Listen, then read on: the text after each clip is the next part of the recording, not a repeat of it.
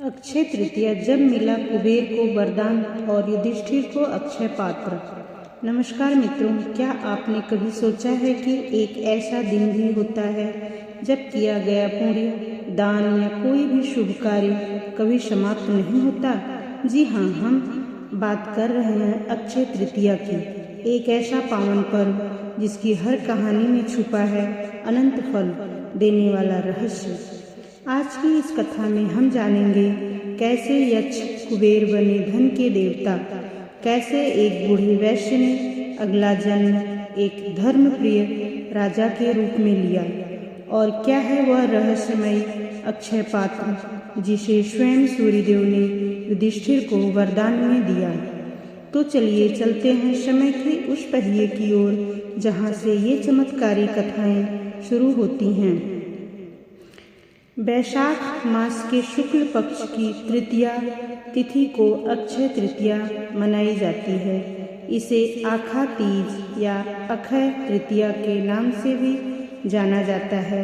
अक्षय तृतीया पर माता लक्ष्मी, भगवान विष्णु, महादेव और कुबेर जी की पूजा की जाती है। इसी शुभ दिन भगवान विष्णु के छठे अवतार भगवान परशुराम प्रकट हुए थे।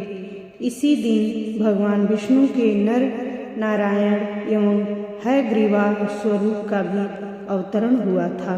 अक्षय तृतीया के दिन बद्रीनाथ के कपाट खुलते हैं। प्रतिवर्ष केवल अक्षय तृतीया के दिन ही बांके बिहारी मंदिर वृंदावन में कान्हा के चरणों के दर्शन होते हैं। मान्यता है कि आज के दिन शुरू किए गए कार्य एवं आज के दिन किए गए दान का कभी क्षय नहीं होता, यानी आपको सदैव उसका फल मिलता रहता है। आइए जानते हैं अक्षय तृतीया से जुड़ी पौराणिक कहानी। कैसे कुबेर बने धनपति। कुबेर यक्ष हैं, उसके बाद भी उन्हें देवतुल्य स्थान प्राप्त है। कुबेर को धन का देवता माना जाता है। प्राचीन युग में लंका रावण की नहीं बल्कि उसके बड़े भाई कुबेर की हुआ करती थी। कुबेर रावण के सौतेले भाई थे। रावण के जन्म से पहले ही कुबेर लंका के राजा थे, परंतु योग्य होने के उपरांत रावण ने बलपूर्वक कुबेर से उनकी सोने की लंका छीन ली थी। कुबेर जी भगवान शिव के अनन्य भक्त हैं। अपनी इस व्यथा को लेकर कुबेर भगवान शिव के पास पहुँचे और उनसे अपनी व्यथा बताई। तब भगवान शिव ने कुबेर राज को कहा, हे कुबेर, यदि समुद्र से एक बूंद जल किसी ने ले लिया तो उससे समुद्र तो कभी खाली नहीं हो सकता। इस प्रकार यदि रावण ने तुमसे तेरी सोने की लंका छीन ली तो उससे वह रावण धन का देवता तो नहीं बन सकता। मैं पहले ही तुम्हें धनराज होने का वरदान दिया हुआ है, वह तुमसे कोई नहीं ले सकता। तुम धन के देवता हो। आज से तुम अलकापुरी में राज्य करो।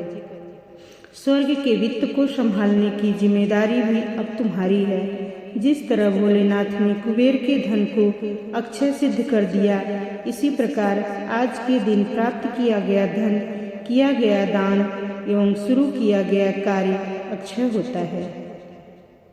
पहली कथा। प्राचीन काल में एक बूढ़ा बीमार वैश्य था जिसका नाम धर्मदास था। धर्मदास ने एक बार अक्षय तृतीया का महात्म्य सुना और निश्चय कर लिया कि अब की बार अक्षय तृतीया के दिन वह भी नियम पूर्वक आचरण करेगा। अक्षय तृतीया के दिन उसने ब्रह्म मुहूर्त में गंगा नदी में स्नान किया। फिर भगवान विष्णु एवं माता लक्ष्मी को आटे से बने भोग का प्रसाद लगाया। क्षमतानुसार नियमबद्ध होकर पूजा अर्चना की। बीमारियों वृद्ध होने के बाद भी उसने व्रत रखा तथा अपनी क्षमतानुसार दान पुण्य किया। अगले जन्म में धर्मदास कुशावती के राजा बने। कुशावती राज सदैव धर्म पर चलने वाले अहंकार शून्य वैभवशाली एवं दानवीर राजा थे। कहते हैं उनकी भक्ति से प्रसन्न होकर त्रिदेव भी उनकी सभा में ब्राह्मण वेश धारण कर प्रेम पूर्ण दान प्राप्त करने आते थे। ऐसा भगवान अपने प्रिय भक्तों के लिए ही करते हैं। अगले जन्म में यही कुशावती राजा कलयुग के राजा चंद्रगुप्त हुए। दूसरी कथा। अक्षय पात्र को जानने से पहले अक्षय को समझें। अक्षय का अर्थ होता है जिसका कभी क्षय ना हो, यानी नाश न हो, जो कभी खत्म नहीं किया जा सकता, यानी अविनाशी। अक्षय पात्र एक ऐसा पात्र होता है जिसमें कभी भी अन्न या जल समाप्त नहीं होता। जब भी भोज्य पदार्थ निकाला जाए तो मनचाही भोज्य वस्तु निकलती है। पौराणिक समय में ऋषि मुनियों के पास ऐसा पात्र हुआ करता था। माना जाता है अभी भी हिमालय एवं नीलगिरी के साधुओं के पास ऐसा पात्र होता है। यह पात्र सूर्य देव के आशीर्वाद से ही प्राप्त होता है। महाभारत के अरण्य पर्व के अनुसार युधिष्ठिर को अक्षय पात्र वरदान स्वरूप सूर्यदेव से मिला था। सूर्यदेव ने युधिष्ठिर को अक्षय पात्र अक्षय तृतीया के दिन युधिष्ठिर की भक्ति से प्रसन्न होकर प्रदान किया था। जब युधिष्ठिर अपने चारों भाइयों एवं भार्या सहित वनवास कर रहे थे, उस समय भ्रमणशील साधु संत उनसे मिलने आया करते थे। वह जानते थे धर्मराज हमें भूखा एवं कष्ट में नहीं रखेंगे, वह हमारा आतिथ्य करेंगे। इसी भाव से साधु सन्यासी संत सभी पांडवों की कुटिया में आते थे, परंतु वन में इतने लोगों के लिए भोजन सदैव बनाकर रखना कठिन कार्य था। एक बार धर्मराज युधिष्ठिर के पुरोहित महर्षि धौम्य अपने शिष्यों सहित उनकी कुटिया में आए। तब युधिष्ठिर ने उनसे विनम्रतापूर्वक पूछा, महाराज, आखिर इसका समाधान क्या हो कि मैं हजारों साधु सन्यासियों को प्रतिदिन भोजन भी करवा सकूं और इस वीरान जंगल में मुझे भोज्य पदार्थ भी मिल जाए। तब पुरोहित धौम्य ने उन्हें अक्षय पात्र के बारे में बताया। महर्षि धौम्य के बताए अनुसार युधिष्ठिर ने सूर्यदेव के 108 नाम का जाप करते हुए सूर्यदेव की आराधना की। अंततः उनकी आस्था, श्रद्धा, भक्ति और तपस्या से भगवान सूर्य प्रसन्न होकर युधिष्ठिर के पास प्रकट हुए। प्रकट होकर सूर्यदेव ने युधिष्ठिर से पूछा, हे धर्मराज, इस पूजा अर्चना का आशय क्या है? तब युधिष्ठिर ने हाथ जोड़कर सूर्यदेव से कहा, हमारी कुटिया में प्रतिदिन इतने सारे साधु सन्यासी संत जन आते हैं, मैं अपने परिवार सहित जंगल में विहार करता हूँ। इतने सारे लोगों के लिए भोज्य पदार्थ एकत्रित करना और सदैव पका हुआ भोजन तैयार करना कठिन हो जाता है। कभी कभार तो केवल फल इत्यादि से ही साधुओं का पेट भर पाता हूँ, जिससे मुझे ग्लानि का भाव आता है। इसी के समाधान हेतु मैंने यह पूजा अर्चना की है। कृपया कर भगवान मेरी मांग पूर्ण करें।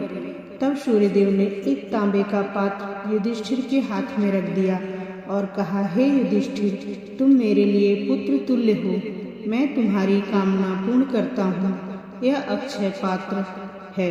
12 वर्ष तक मैं तुम्हें इसी पात्र से अन्न दान करूँगा। तुम्हारे पास अन्न, फल, शाक आदि 4 प्रकार की भोजन सामग्रियाँ तब तक अक्षय रहेंगी जब तक द्रौपदी भोजन प्राप्त नहीं करेगी। इस अक्षय पात्र से सामग्रियाँ तब तक ही अक्षय रहेंगी जब तक द्रौपदी परोसती रहेगी। इस अक्षय पात्र को पकड़ युधिष्ठिर बड़े ही प्रसन्न हुए। हाथ जोड़कर सूर्यदेव को प्रणाम कर धन्यवाद किया। तो मित्रों, अक्षय तृतीया केवल एक तिथि नहीं, यह विश्वास है, भक्ति और सत्कर्म की महाशक्ति की है। इस दिन यदि आप श्रद्धा से कोई कार्य शुरू करते हैं या दान देते हैं तो वह कभी नष्ट नहीं होता, बल्कि जीवन भर और कई जन्मों तक उसका फल मिलता है। आपको ये कथाएं कैसी लगी? अगर पसंद आई हो तो चैनल को जरूर सब्सक्राइब करें और इस कथा को अपने परिवार व मित्रों तक पहुंचाएं। फिर मिलेंगे एक और दिव्य कथा के साथ। तब तक के लिए धन्यवाद। जय श्री हरि।